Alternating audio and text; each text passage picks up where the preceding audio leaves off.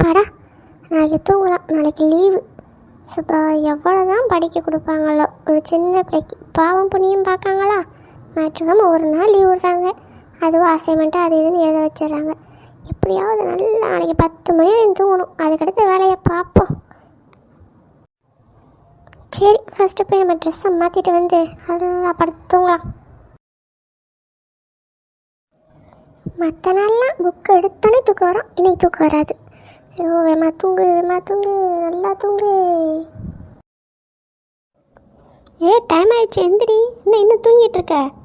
வேமா எந்தி. அம்மா, இன்னைக்கு லீவுமா, ஏமா இப்படி பண்ணுறம்மா? லீவுனா எவ்வளோ நேரம் நான் தூங்குவியா? எந்திரிச்சு படி கொஞ்ச நேரம்னாலும். அப்போ தான் கொஞ்ச நாளும் மார்க் எடுக்க முடியும். நான் எந்திரிக்க மாட்டேன், கொஞ்சம் கழிச்சு தான் எந்திப்பேன். நான் இப்போ போகிறேன், கொஞ்சம் கழிச்சு வருவேன், எந்திக்கிறேன். இல்லைன்னா அவ்வளோதான் பார்த்துக்கோ. எந்திரி, டைம் ஆயிடுச்சு, இன்னும் நீ எந்திக்கலையா? இரு, ஃபேன் ஆஃப் பண்ணுறேன், நீ ஏன் எந்திப்ப பாரு. நான் இப்போ போகிறேன், ஃபேன் ஆஃப் பண்ண போகிறேன். கடவுளே, என்னை காப்பாற்றுங்க. ஒரு நாள் கூட எனக்கு தூங்க டைம் இல்லையா?